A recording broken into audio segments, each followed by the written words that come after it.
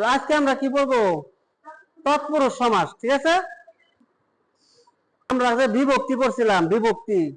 তৎপুরুষ সমাস পড়তে হলে বিভক্তি জানতে হয়। ঠিক আছে, একটা একটা জানবো আর সাথে সাথে বিভক্তি সহ পড়ে ফেলবো। ঠিক আছে, এই তৎপুরুষ সমাস হইতেছে পূর্বপদের বিভক্তির লোপ পেয়ে যে সমাস হয় তার নাম হইতেছে তৎপুরুষ সমাস। ভালো করে খেয়াল করো, অনেক সহজ। যেমন তৎপুরুষ সমাসের প্রকারভেদ গুলো আমরা যদি পড়ি, তাহলে প্রথমে আমরা জানবো যে দ্বিতীয় তৎপুরুষ সমাস। প্রথম প্রকারের নাম কি? দ্বিতীয় তৎপুরুষ সমাস। দ্বিতীয় তৎপুরুষ সমাস।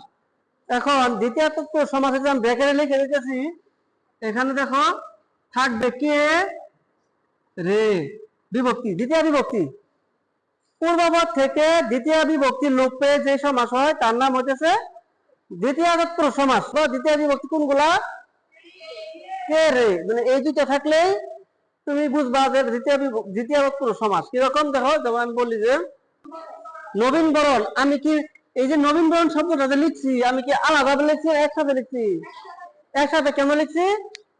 এটা একটা সমাসবদ্ধ পদ, সমস্ত পদ। এটা সমস্ত পদ সবসময় একসাথে লিখতে হয়। আমরা বাংলা বানানোর একটা নিয়ম পড়ছি না, যে সমাসবদ্ধ পদ গুলো একসাথে লিখতে হয়। যেমন আমরা বলি যে সমাজ বিজ্ঞান, এটা একটা সমাসবদ্ধ পদ। সমাজ আলাদা, বিজ্ঞান আলাদা লেখা যাবে না, একসাথে লিখতে হবে। আলাদা লেখাটা বানান ভুল হবে। এরকমই এটা সমস্ত পদ এবং এটা সমাসবদ্ধ পদ, এই জন্য আমরা একসাথে লিখছি। ঠিক আছে, এটা যদি ব্যাস বাক্য করি তাহলে কি হবে? নবীন বরণকে ব্যাস বাক্য করলে কি হবে? নবীন কে বরণ, এই পিছনে নবীন কে বরণ কি বলতে হবে? দেখো, এই যে নবীন কে বরণ, এখানে কিন্তু আমি আলাদা লিখছি, কারণ এটা ব্যাস বাক্য। এটা কি? পূর্বপদ। আমরা সংজ্ঞাটা কি পড়ছি? পূর্বপদ থেকে, মানে ব্যাস বাক্যের পূর্বপদ থেকে দ্বিতীয় বিভক্তির লোপ পেয়ে যে সমাস হয় তার নাম হচ্ছে দ্বিতীয় তৎপুরুষ সমাস। এখন এই যে কে বিভক্তিটা, এই যে কে কে কে এখানে এই জায়গায় আছে না বিলুপ্ত হয়ে গেছে? এই যে এই জন্য এটা হলো দ্বিতীয় তৎপুরুষ সমাস। তোমার পরীক্ষায় লেখা থাকবে যে এই অংশটুকু, এইটুকু লেখা থাকবে। তারপর তোমার ব্যাস বাক্য তৈরি করে তখন নির্ণয় করতে হবে এটা কোন সমাস। এটা আমি কোন সমাস জানলাম, আজ কেমনে বুঝবো?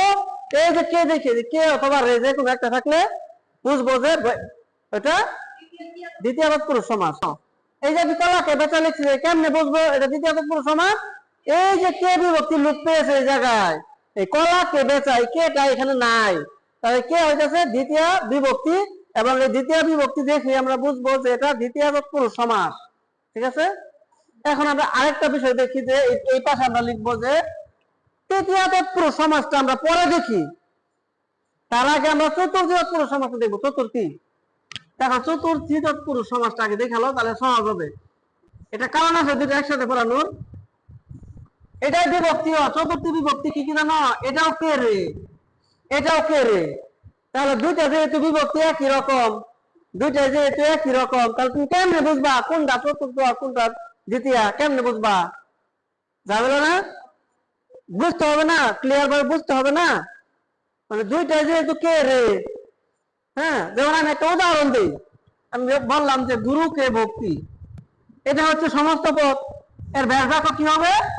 আমি লিখছি যে গুরু ভক্তি, এর ব্যাস বাক্য হচ্ছে গুরুকে ভক্তি। এখানে আমি লিখছি নবীন বরণ, নবীন কে বরণ।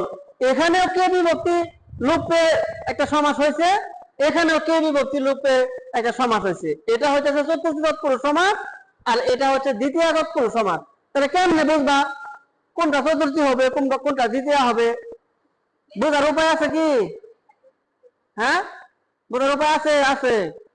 যদি নিঃস্বার্থভাবে বোঝায়, সত্য ত্যাগ করে কোনো কিছু বোঝায়, ওখানে যদি কে থাকে ওটা হবে চতুর্থী। সত্য ত্যাগ করে বোঝালে ওটা কোনটা হবে? ওটা হবে চতুর্থী।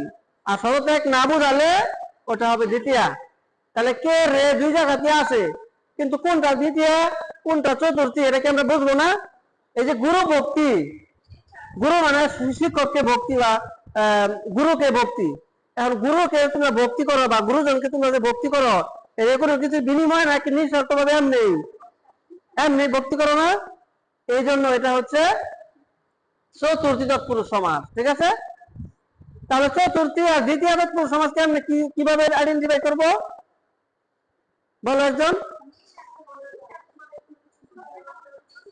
আর বাকি সব হবে নিঃস্বার্থ না বোঝালে হবে তৃতীয়। আচ্ছা আমি আর চতুর্থী তৎপুরুষ সমাজ চেনা আরো একটা উপায় আছে। আরেকটা উপায় হচ্ছে জন্ম বা নিমিত্ত থাকবে, কি থাকবে ব্যাসবাক্যে কি থাকবে, জন্ম বা নিমিত্ত এরকম অর্থে ব্যবহার হইলে এটা হবে কি চতুর্থী তৎপুরুষ সমাস। ঠিক আছে। এখন আমি যদি বলি যে বিয়ে পাগলা, দেখো বিয়ে পাগলা আমি শব্দটা লিখছি যে বিয়ে পাগলা বা বিয়ে পাগল। আচ্ছা বিয়ে পাগলই দিলাম না, বিয়ে পাগল। এখন না বিয়ে পাগল দিলাম, যেটা কিন্তু এক শব্দে লিখছি। কেন লিখছি জানো? সমস্ত পদ এটা সমাজবদ্ধ পদ। যদি পরীক্ষা বানান আসে, বানান বিয়ে এক জায়গায় লিখলো, পাগল এক জায়গায় লিখলো, তোমরা অনেকে মনে করতে পারো সঠিক আছে, সঠিক না। ভুল কোন জায়গা, স্পেস দেওয়া যাবে না, একসাথে লিখতে হবে। এখন দেখো বিয়ে পাগলের ব্যাখ্যা করো, বিয়ের জন্য পাগলা বা বিয়ের জন্য পাগল, বিয়ের জন্য পাগল। দেখো এই যে বিয়ের জন্য পাগল, এই যে জন্য আছে, জন্য থাকলে আমরা কোন সমাস হবে এটা, চতুর্থী তৎপুরুষ সমাস। ঠিক আছে।